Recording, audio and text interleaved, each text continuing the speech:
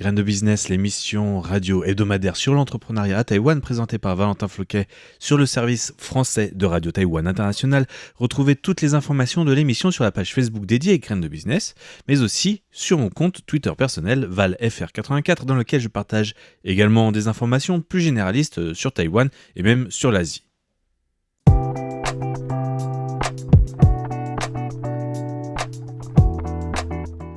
Le magazine des jeunes entreprises à Taïwan, Graines de business.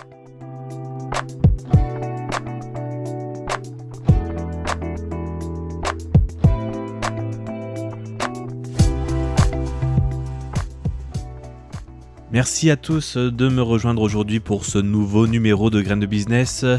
Cette semaine, nous reprenons le sujet que j'avais entamé avant l'année 2023 sur les panneaux solaires et sur les énergies renouvelables. Nous avions accueilli Andrew Hong, cofondateur de la société TSGC, et qui a donc développé une machine permettant de recycler les panneaux solaires de la tête aux pieds, comme on peut dire, dans une filière toute automatique et surtout à 100%. L'objectif, bien sûr, c'est de faire du panneau solaire une filière qui se retrouve dans une économie circulaire et donc de pérenniser l'utilisation des panneaux solaires qui ne seront plus non seulement renouvelables, mais aussi qui permettront de ne pas polluer pendant toute leur utilisation et dont seule la fabrication restera encore un peu polluante, mais à moindre mesure qu'actuellement. Voilà, donc nous avions vu dans une première partie qu'Andrew Hong avait fait des études, avait travaillé pendant 10 ans dans l'industrie chinoise et avait repris ses études et sa spécialité des énergies renouvelables. Et cette semaine, donc, nous allons parler bien plus des panneaux solaires, de comment ils se recyclent, de quoi ils sont composés, pourquoi il faut les recycler, quelles sont les méthodes actuelles de recyclage. Tout cela va être développé grâce à notre émission d'aujourd'hui. Alors, préparez-vous, on retrouve tout de suite Andrew Hong qui nous détaille la composition d'un panneau solaire. La composition d'un panneau solaire est très simple en réalité. Il y a la surface du panneau qui est en verre et ensuite il y a le dos. Cette partie est souvent un polymère. Ce dernier peut être par exemple du téflon ou du Tedlar. Au centre du panneau se trouve la cellule photovoltaïque qui est essentiellement faite de silicium. Entre chaque cellule, il y a quelques câbles ou rubans. Ils sont en général en cuivre ou en argent.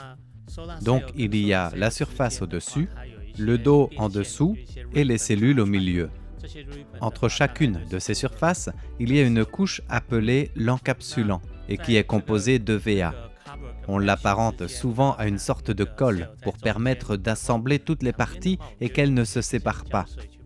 Enfin, pour la dernière partie, c'est le cadre du panneau, qu'on appelle le châssis, qui est en aluminium et enveloppe l'ensemble. Donc en réalité, un panneau solaire est très fin. La partie la plus épaisse est le verre. Elle fait 3,2 mm. Le reste des éléments, soit ce qu'on vient de dire, une couche de VA, une couche de cellules, une autre couche de VA et enfin le dos, ne font que 1,2 mm d'épaisseur tout compris. Donc l'ensemble des éléments ne fait pas plus que 5 mm. Le châssis est là pour tout maintenir l'ensemble. Il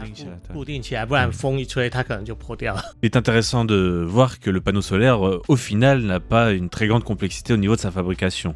Seulement, il faut savoir qu'il y a des éléments qui sont plus compliqués à recycler. Et parmi ces éléments qui composent un panneau solaire, le plus compliqué reste ce qu'on appelle le dos.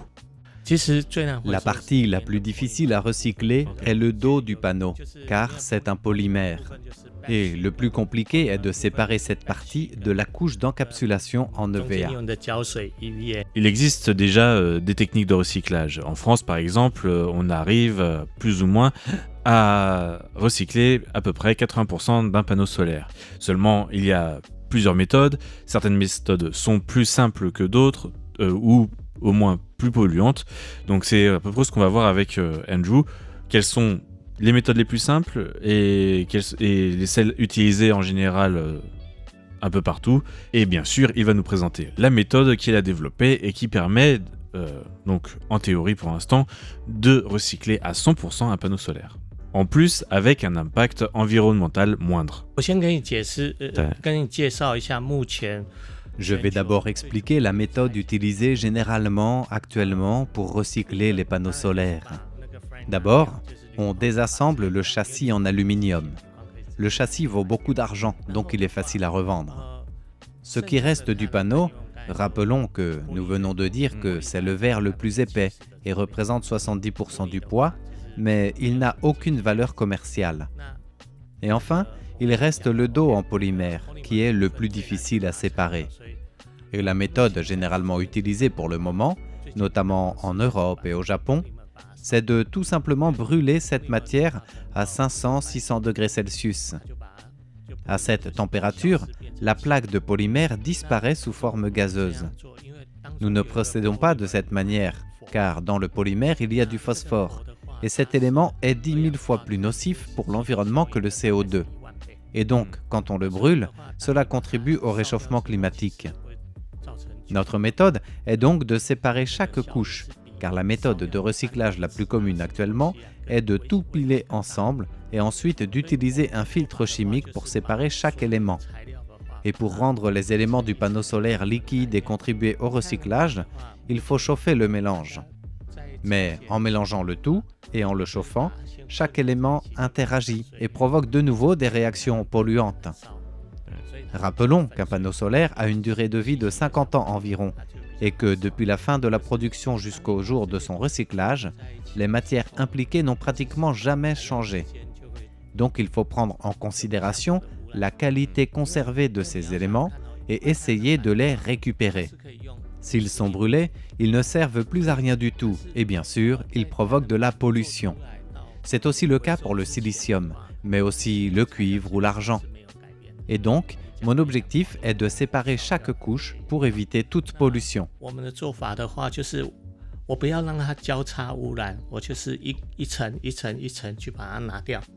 Alors, on a parlé donc un peu des manières de recycler des panneaux solaires et un petit peu de cette nouvelle méthode que veut développer Andrew. Mais en quoi cela consiste réellement? Est-ce que c'est compliqué à mettre en place? Il va un peu expliquer maintenant un peu la machine qu'il a développée pour faire ce recyclage de manière complètement autonome. C'est une machine entièrement automatique. La raison pour tout automatiser est que la valeur des composants d'un panneau solaire est trop faible.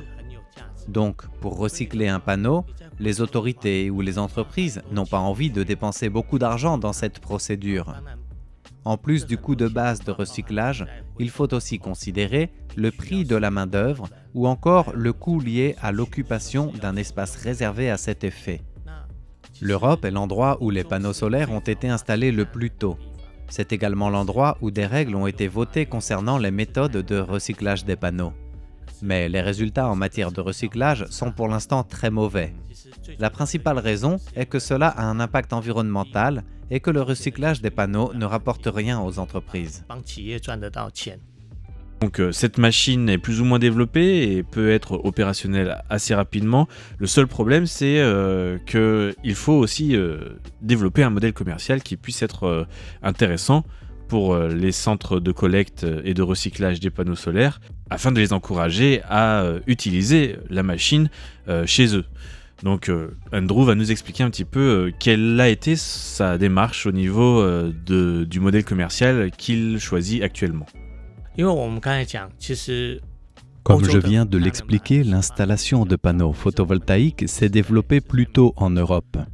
Même si notre première initiative a été de viser le marché américain, la chose la plus difficile dans la création de notre entreprise est que, pour le moment, nous avons un modèle commercial assez innovateur. Pour le comprendre, il faut d'abord savoir que les centres de recyclage n'aiment pas recycler les panneaux solaires en raison d'un coût trop important en rapport à l'argent gagné avec les matières premières extraites. Et donc, la manière que nous avons adoptée pour convaincre les gens de recycler est d'avoir inventé une formule commerciale inspirée de l'ubérisation. Le principe d'Uber est que si on veut aller de Taipei à Taoyuan, nous n'avons pas besoin d'une voiture. Il suffit de contacter un conducteur avec l'application Uber et le conducteur peut vous emmener. Notre plan commercial se base sur ce principe. Si un centre de recyclage, des entreprises ou des particuliers ont besoin de notre machine pour recycler des panneaux solaires, ils n'ont pas besoin d'acheter la machine.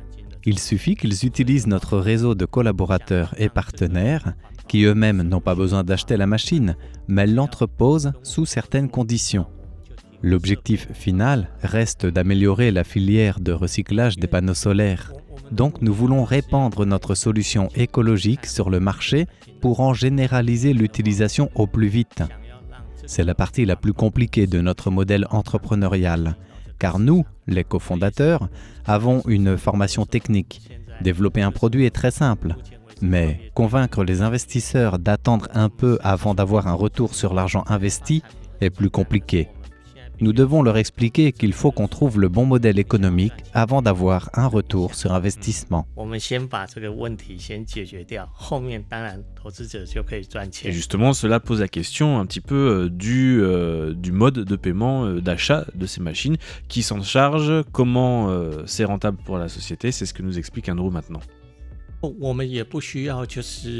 Nous n'avons pas besoin que nos clients achètent nos machines. Nous offrons uniquement le service et quand un partenaire a une demande avec un volume assez important, nous installons la machine chez eux. Ensuite, nous aidons le centre de recyclage à communiquer qu'il possède une machine. Lorsque nous avons réfléchi au modèle économique, nous étions confrontés au fait qu'il fallait que le coût de départ pour le client soit le plus bas possible pour l'inciter à prendre notre machine. La première chose à laquelle nous avons réfléchi est comment transporter une si grande machine. La première contrainte a été de réfléchir à comment la faire tenir dans un conteneur.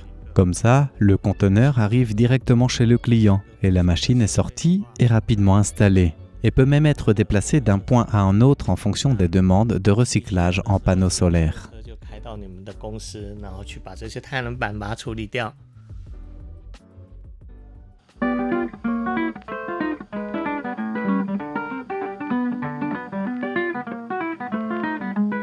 Voilà, donc nous interrompons un petit peu cette interview avec Andrew Hong pour aujourd'hui.